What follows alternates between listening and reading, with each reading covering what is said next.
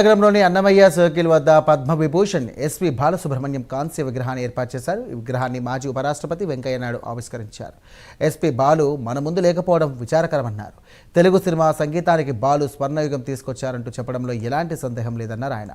మన భాషను, సంస్కృతిని కూడా పరిరక్షించుకోవడమే ఆయనకు మనమిచ్చే నిజమైన నివాళులంటూ కూడా పేర్కొన్నారు మాజీ ఉపరాష్ట్రపతి వెంకయ్యనాయుడు.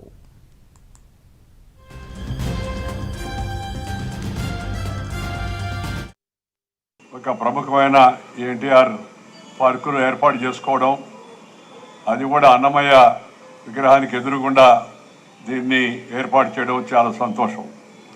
నేను ఈ ఆలోచన రాగానే ముగ్గురికి ఫోన్ చేశాను.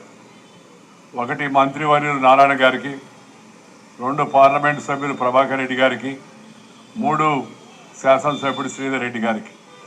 మన నెల్లూరు భారతదేశ స్థాయిలో, ప్రపంచ స్థాయిలో మన నెల్లూరుకి పేరు తెచ్చినట్టు యొక్క మంచి వ్యక్తి శ్రీ బాలసుబ్రహ్మణ్యం గారి విగ్రహం హైదరాబాద్లో పెట్టాం. మన నెల్లూరు నగరంలో కూడా పెడితే బాగుంటుందని చెప్పగానే ముగ్గురు చాలా ఉత్సాహంగా ముందుకు వచ్చారు. కలిసి ఈ యొక్క బాధ్యతను భుజం మీద ఎత్తుకున్నారు.